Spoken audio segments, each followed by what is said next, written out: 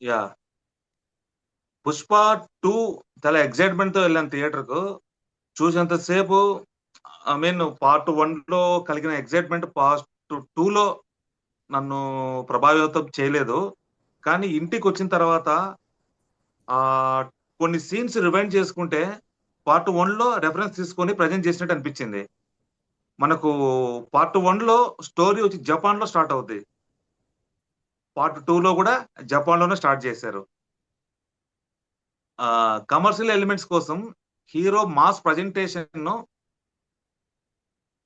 తను 'అల్లు అర్జున్' హ్యాంగ్ జేసి అక్కడి నుంచి మనకు మాస్ ప్రెజెంటేషన్ స్టార్ట్ అవుద్ది 'అల్లు అర్జున్‌ది.' అంటే ఆల్రెడీ పార్ట్ 1లో అతను 'ఎర్రచందనంలో' సిండికేట్‌కు మెంబర్‌లో డాన్ అయి కూర్చొనుంటాడు. సో, సెకండ్ పార్ట్‌లో చూపించడానికి మరీ డాన్ నుంచి చూపించకుండా ఆ మాస్ ప్రెజెంటేషన్ కోసం ఆ ప్లేస్ క్రియేట్ చేసుకొని, ఆ స్పేస్ క్రియేట్ చేసుకొని మనకు ఆ లుంగీ ఆ మాస్ గెటప్‌లో ఎంట్రీ ఇచ్చిన తర్వాత తను రోప్‌తో హ్యాంగ్ చేసినప్పుడు 'పుష్ప' కాలు మీద కాలేసుకుంటాడు. అక్కడ మనకు ఇది నా కాలే, అది నా కాలే అనే సీన్ నుంచి రిఫరెన్స్ తీసుకున్నట్టు అనిపించింది నాకు. ఆ షాట్ చూస్తే. మీరు అబ్జర్వ్ చేశారంటే. ఆ తర్వాత ఐ మీన్ ఆహ్, పార్ట్ దాంట్లోనే వాటర్‌లో 'పుష్పను' రివీల్ చేసే ఆ ఎలివేషన్ చాలా బాగా అనిపించింది. అక్కడి నుంచి తను ఆ మాస్ కాస్ట్యూమ్స్ నుంచి ఈ మోడర్న్ కాస్ట్యూమ్స్‌లోకి తీసుకొనొచ్చి మళ్ళా తనకు ఎలివేషన్ ఇచ్చారు పోలీస్ స్టేషన్‌లో ఓపెన్ చేసి. 'పుష్ప' ఈగో ఏంటో అక్కడ ప్రెజెంట్ చేశారు. 'పుష్ప' ఈగోకి పోతే పోలీస్ స్టేషన్‌నే ఖాళీ చేసుకొని తీసుకెళ్ళిపోతాడు. ఆ హీరోయిజాన్ని కొంచెం అంటే ఎంత వరకైనా ఎళ్తాడు. తన దగ్గర పనిచేసే కూలీల కోసం అన్నట్టుగా ప్రెజెంట్ చేశారు. అదొకటి. అండ్ మనకు పార్ట్ 1లో మంగళశ్రీను ఇంటికొచ్చేసి గన్ తీసుకొని వచ్చి వార్నింగ్ ఇచ్చేసి నాకు వెనక్కెళ్ళి మళ్ళా రివర్స్‌లో వస్తాడు అల్లు అర్జున్. సో, ఇందులో కూడా 'షికావత్‌కు' సారీ చెప్పిన తర్వాత ముందుకెళ్ళి మళ్ళా వెనక్కొస్తాడు. ఇలా, ఇలా చిన్న కొన్ని స్ట్రక్ అయినా. నేను అబ్జర్వ్ చేసిన వరకు సీన్స్ వరకు కొన్ని ఇలా చేశారు. అలాగే కేవలము తను గంధపు చెక్కలో లారీని ఒక బావిలో పడిపోవడంతో అక్కడ లారీని చూపించడానికెళ్ళినప్పుడు ఆటోలో వెళ్లి మనోడు వాళ్ళతో పాటు కార్‌లో వెళ్లి ఓమ్నీలో వెనక్కొస్తాడు చూడండి. అంటే చాలా సింపుల్‌గా ఆడు రూ. 100 నోట్ పడేస్తే ఆ ఇగో హర్ట్ అయిపోయి కార్‌నే కొనేస్తాడు ఓమ్నీ కార్‌ను. అలాగే వైఫ్ క్యాజువల్‌గా ఫోటో అడుగుతుంది. ఒక క్యాజువల్ ఫోటోను ఈగోకెళ్ళి కంప్లీట్‌గా గవర్నమెంట్‌నే మార్చేస్తాడు 'పుష్ప'. అంటే 'పుష్ప' ఈగో తీసుకుంటే ఎంత వరకైనా ఎళ్తాడు. అటు ఫ్యామిలీకి ఎంత ఇంపార్టెన్స్ ఇచ్చాడంటే, ఫస్ట్ పార్ట్‌లో మనకు చెప్పడానికి అమ్మాయి వెనకాల పడ్డము, రూ. 1000కు చూసి నవ్వడము, ఒక 5000కి ముద్దిస్తదనమాట. ఈ గ్లామర్‌ను చూపిచ్చారు. సెకండ్ పార్ట్‌లో మనకు 'పుష్ప' గ్లామర్ చూపించండి, ఫ్యామిలీ‌ను చూపించాలి. సో, వాళ్ళిద్దరి మధ్య ఎంత మంచి బ్యూటిఫుల్ బాండింగ్ ఉందనేది, ఆ ఫ్యామిలీ గ్లామర్‌ను బాగా ప్రెజెంట్ చేశారు. తన భర్తకు తను ఎంత ఇంపార్టెన్స్ ఇచ్చిందో ఒక సీన్‌లో ఆ 'రష్మికను' ప్రెజెంట్ చేసిన విధానం చాలా బాగా అనిపించింది. జస్ట్ కాళీమాత గెటప్‌లో అమ్మవారి జాతర కాస్ట్యూమ్‌లో అల్లు అర్జున్‌కి మళ్ళీ నేషనల్ అవార్డ్ వస్తుంది అనిపించే రకంగా పెర్ఫార్మన్స్ ఉంటుంది. తన డాన్స్ మూవ్‌మెంట్స్ గాని, తన కెమెరా డీఓపీ బ్లాక్స్ గాని, కొరియోగ్రఫీ గాని చాలా బ్యూటిఫుల్‌గా ఉంటుంది. అన్న కూతుర్ని కిడ్నాప్ చేసిన తర్వాత 'పుష్ప' ఎంట్రీ తీసుకుంటే మనం ఫస్ట్ పార్ట్‌లో జాలిరెడ్డి ఈ అమ్మాయిని తీసుకొనొస్తే, "నువ్వు నా దగ్గరకొస్తే మీ నాన్ను పంపించేస్తాను" అన్న సీన్‌కు రిఫరెన్స్ తీసుకున్నట్టు, పార్ట్ 2లో తన అన్న కూతుర్ని కిడ్నాప్ చేస్తే, అక్కడి నుంచి ఎలా అయితే మనోడు ఫస్ట్ పార్ట్‌లో ఎళ్లి 'మొగుడు మొగుడు నా 1, 2, 3' అనే సాంగ్‌లో ఒక మాస్ ఎంట్రీ ఉంటుందో, ఇక్కడ కూడా సేమ్ బాత్రూమ్ డోర్ ఓపెన్ చేసి, అది నెక్స్ట్ లెవెల్‌కెళ్తుందన్నమాట. ఈ ఎంటైర్ సినిమాలో 'పుష్ప' ఎలివేషన్‌లో చాలా బ్యూటిఫుల్ ప్రెజెంటేషన్ ఇది. నాకనిపించింది. గన్ను తీసుకొని తనెళ్లి ఆ ఓపెన్ టాప్ ఆ కార్‌లో కూర్చొని చాలా మాస్ ఎలిమెంట్ అది. చాలా, చాలా బ్యూటిఫుల్‌గా అనిపించింది.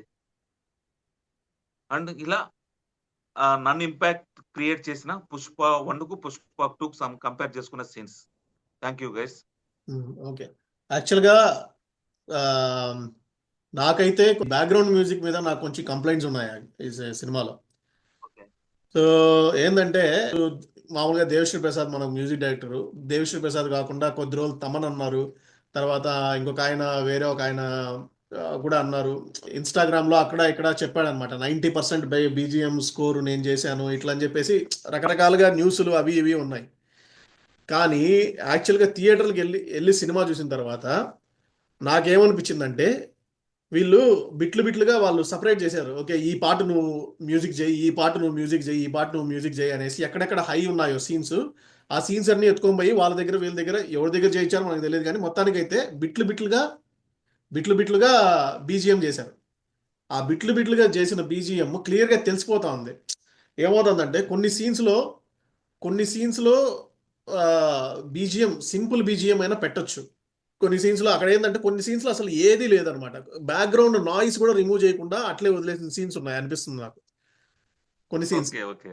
బ్యాక్గ్రౌండ్ నాయిస్ కూడా తీయలేదు, వదిలేశారు. అంటే వాళ్ళకి ఉన్న తక్కువ టైం వలన, లేకపోతే వాళ్ళు అదే హరి పట్టించుకోలేదా, లేకపోతే అవుట్పుట్ న్యాచురాలిటీ కోసం అవుట్పుట్ హర్రీ వదిలేశారా? హర్రీగా జరిగింది. ఆ? కొంచెం హర్రీగా జరిగింది అవుట్పుట్, అది ఆ, తెలుస్తా ఉంది. సో నాకు ఏంట్రా ఇంత ఇంత ఇన్వెస్ట్మెంట్ చేసిన సినిమాలో ఇట్లాంటి చిన్న చిన్న ఎందుకు వదిలేశారు అనేసి అనిపించింది నాకు. ఇప్పుడు సడన్ గా బీజిఎం వస్తుంది, ఎస్ బీజిఎం ఎస్ ఉండదు, సడన్ కాసేపు ఉండదు, సడన్ గా వస్తుంది బీజిఎం. అంటే ఆ సీన్, ఎలివేషన్ సీన్ అంటే ఆ ఎలివేషన్ సీన్స్ మాత్రం ఇచ్చింటారు చూసే వాళ్ళకి, వాళ్ళు కూర్చొని దాన్ని చేసింటారు. దానికి ముందు సీన్ దాని తర్వాత సీన్ మళ్ళీ బీజిఎం ఉండదు. సో నాకు అక్కడ ఇన్కంప్లీట్నెస్. ఇప్పుడు మనం ఏంటంటే గట్టి స్టోరీ, మంచి స్టోరీ, ఐ మీన్ స్టోరీలో మ్యాటర్ ఉంది, అది ఉంది కాబట్టి మనకి అది అలా వెళ్ళిపోయింది ప్రవాహంలో. కానీ క్లియర్గా కూర్చొని అబ్జర్వ్ చేస్తే అలాంటి మిస్టేక్స్ అయితే నాకు క్లియర్గా కనిపించాయి అనమాట. వాళ్ళిద్దరు బెడ్ మీద పడుకున్నప్పుడు సడన్గా కింద పడిపోయి ఉంటాడు, లేచిన తర్వాత ఆ పక్కన చేయబట్టి తరిమి చూస్తే అక్కడ లేకపోతే కింద నుంచి లేస్తాడు. తర్వాత ఆమె ప్రెగ్నెంట్గా ఉంటుంది యాక్చువల్గా, రష్మిక. సో ఆమెను తీసుకెళ్ళి బాత్రూంలోకి తీసుకెళ్తాడు చూసావా. ఆ సీన్లో అంతా కూడా బీజిఎం ఉండదు, అక్కడ అంతా డైలాగ్స్ మాత్రమే వినిపిస్తూ ఉంటాయి కానీ ఓకే నాకేంటంటే ఓకే. వెనకాల నుంచి zzz ఇట్లా లైట్గా అట్లా సౌండ్, నాయిసా? నాయిస్ వినిపిస్తా ఉంది. ప్లస్ వాళ్ళు లాస్ట్ లో షికావతికి సారీ చెప్పి రిటర్న్ వచ్చేటప్పుడు కారులో వస్తుంది కదా, డైలాగ్స్ జరుగుతూ ఉంటుంది, వాడిని కేశవాన్ అడుగుతాడు, అక్కడ జరుగుతూ ఉంటుంది. అక్కడంతా కూడా బీజిఎం లేదు, ఎందుకంటే తర్వాత సీన్ లో బీజిఎం పెట్టాలన్న తర్వాత సీన్ ఇచ్చారు వాళ్ళకి, వేరే డైరెక్టర్ కి మ్యూజిక్ చేయమని. అలా బీజిఎం మీద నాకు కొన్ని కంప్లైంట్స్ అనిపించింది, నాకు అక్కడ ఇన్కంప్లీట్నెస్ అనిపించింది నా అబ్జర్వేషన్ ప్రకారం. అలాగే మనకు కొన్ని ఈ సుకుమార్ సినిమాలే కావచ్చు, రింగ రింగ రింగ రింగ అనే ఐటమ్ సాంగ్ ఉంటుంది కదా, ఉమ్, సడన్ గా అంటే ఆ ఐటమ్ సాంగ్ లో రింగ రింగ అని లిరిక్ వచ్చేస్తుంది. ఇందులో ఆ కిసుకం అనేది కథలోంచి పుట్టింది చూడు, వాళ్ళు తీసుకొని వచ్చారు. కిసుక్ కిసుకం అనే సౌండ్ లిరిక్ ను మ్యాచ్ చేసుకొని కథలోంచి పుట్టింది అది.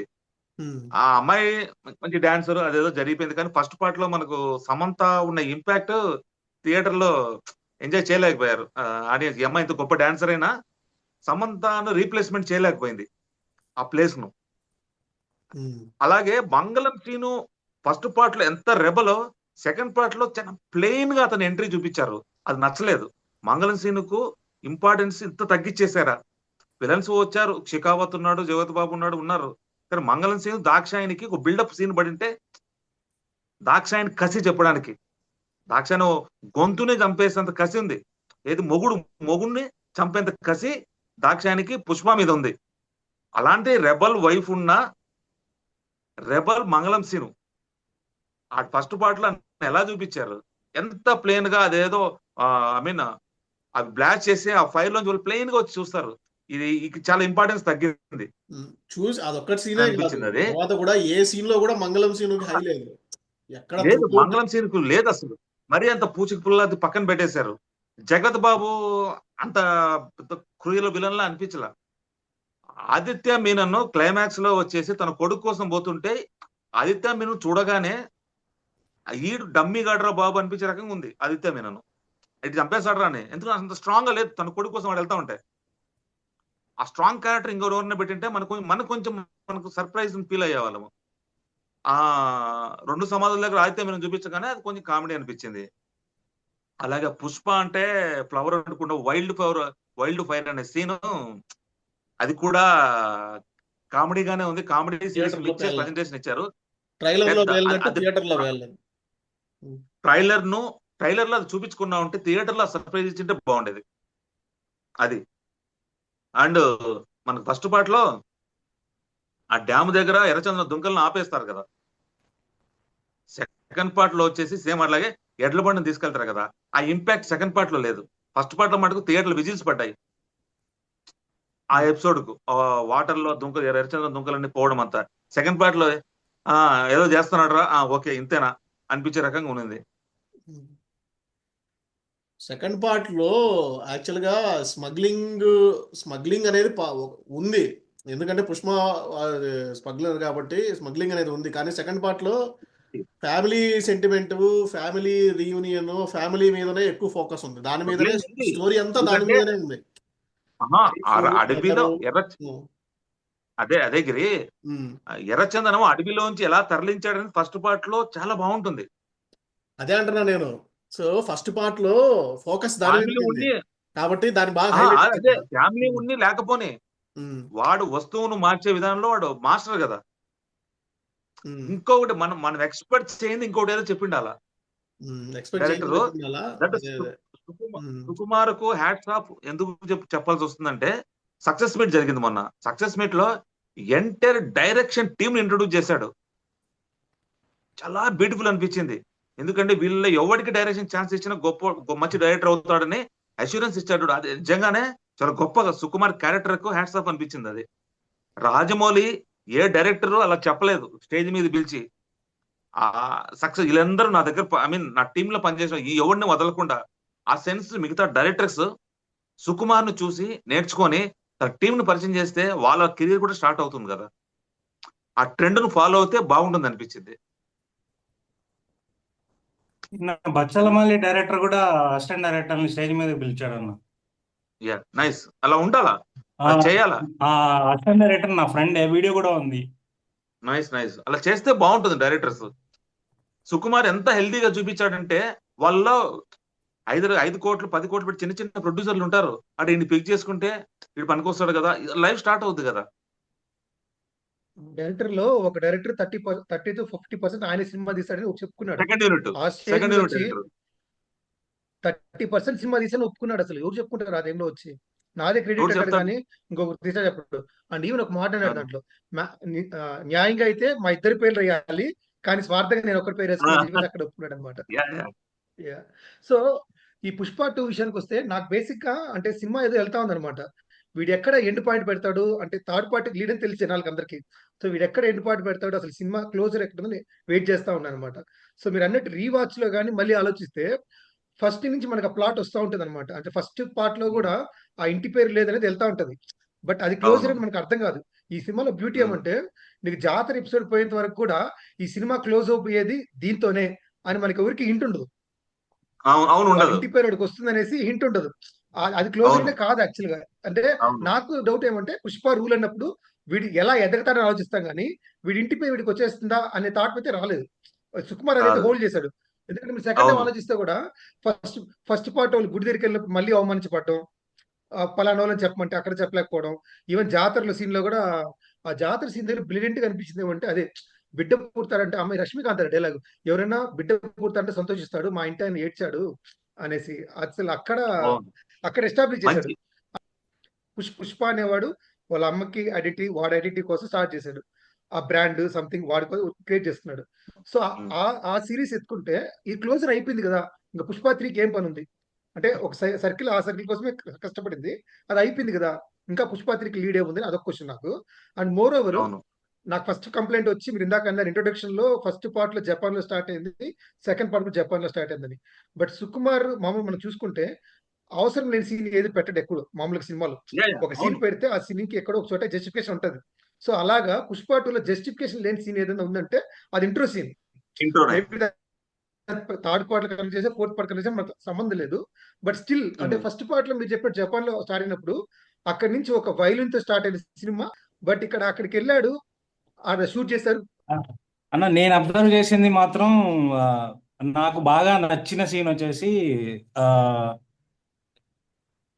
పోలీస్ స్టేషన్ సీన్ ఉంది కదా, అది నాకైతే చాలా మంచిగా అనిపించింది సీన్. అంటే జస్ట్ అంటే ఇప్పుడు ఆయనకి అవసరం లేదు, ఇప్పుడు ఆ ఎర్రచందనం కూలీల గురించి పట్టించుకోవడం కూడా అవసరం లేదు. బట్ అంత చిన్నోళ్ళైనా వాడు నా మనుషులు అని వచ్చి ఎవడు రాడు. బట్ నాకు అదొకటి నాకు కొంచెం బాగా నచ్చింది. ఇంకొకటి ఏమంటే, నాకు కొంచెం ఆ, రష్మిక క్యారెక్టర్ కొంచెం తేడా అనిపించింది. అంటే తను మనీ కోసమే పుష్పాని పెళ్లి చేసుకుంది అనేది నాకు అనిపించింది. కాదు కాదులే, చెప్పింది కదా. అంటే ఫస్ట్ ఫస్ట్ పార్ట్ లో కూడా చూస్తే ఆ ఫస్ట్ పార్ట్ లో కూడా చూస్తే ఇప్పుడు ఆ, కొన్ని సీన్స్ లో మనీ ఇస్తేనే కలవడానికి ఒప్పుకుంటది. సరదాగా అది ఆ లవ్ సీన్ చెప్పడానికి అది దొరికింది వాళ్ళకు, అంతే. వాళ్ళు చెప్తుంది ఆ, కదా, నువ్వు అంటే నాకు ఇష్టం అని చెప్తుంది కదా, డబ్బుల కోసం కాదు. ఇష్టమని చెప్తుంది. కానీ ఎందుకో నాకు అట్లా అనిపించింది. అంటే మా వీడిని చేసుకుంటే కొంచెం లవ్ను నేను లైఫ్ లో బాగుండదు. లవ్ను ప్లే చేయాలంటే డబ్బును వాడారు అంతే. అమ్మాయి కమర్షియల్ అదే కాదు, అదే కమర్షియల్ కాదు అమ్మాయి. ఆ, ఎంత కమర్షియల్ కాదంటే వీడి కోసము జాలరీ దగ్గరికి వెళ్తుంది. జాలరీ వెళ్ళాలనుకుని ఫస్ట్ నువ్వు నన్ను యూజ్ చేసుకో, అప్పుడు వెళ్తా నేను అంటుందంటే అంత ఇష్టం వాడంటే ఆ అమ్మాయి. అదే అదే అదే అదే. తను pure love, pure love. Ajay performance చెప్పడానికి మనకి ఇష్క్ సినిమాలో అజయ్ బెస్ట్ పర్ఫార్మెన్స్ ఉంటుంది, భలే చేస్తాడు నితిన్ ఇష్క్ మూవీలో. ఉమ్. దాని తర్వాత అజయ్ ఈ పుష్ప 2 లో ఆ వెడ్డింగ్ డ్రెస్ తీసుకున్నప్పుడు చేశాడు. అజయ్ లో అతని క్యారెక్టర్ ప్రజెంటేషన్ బాగుంది. అజయ్ చాలా రోజుల తర్వాత మంచి సీన్ పడింది. పార్ట్ 1 లో ఎక్కడ స్కోప్ లేదు, పార్ట్ 2 లో పడింది మంచి సీన్. ఒక సీన్ ఇచ్చినా మంచి సీన్ ఇచ్చారు అజయ్ కి. కానీ క్లైమాక్స్ లో నాకైతే వచ్చేసి అబ్బా, ఆ క్లైమాక్స్ ఒక ఒక మనిషి అదే క్లైమాక్స్ ఒక మనిషిని మారాలా అంటే నువ్వు ఆ మనిషి కోసం అంత చేయాలనా? అంత చేస్తే గానీ మనుషులు మారరా? క్లైమాక్స్ లో ఇప్పుడు ఆ అమ్మాయిని ఇది చేస్తారు కదా. ఆ మా అల్లు అర్జున్ కింద పడుకొని పెట్టి ఆ అమ్మాయిని తీసుకొని వచ్చి ఆ చీర సీన్ ఉంటది కదా. అసలు అలాంటి క్యారెక్టర్ ఒప్పుకోవడం చాలా గ్రేట్. డేరింగ్నెస్ కి మెచ్చుకోవచ్చు అని నాకు అనిపించింది.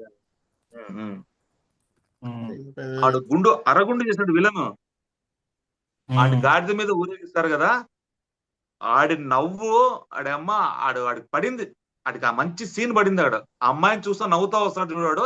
ఆడి షాట్ ఏం చెప్పాలంటే ఆ షాట్ చాలు, భలే ఉన్నాడు వాడు అక్కడ, భలే పట్టుకున్నారు అన్ని. ఉమ్. మన పుష్ప 2 గురించి మన అబ్జర్వేషన్స్ అండ్ డిస్కషన్స్. సో మీకు అందరికీ నచ్చిందని అనుకుంటా ఉన్నాము.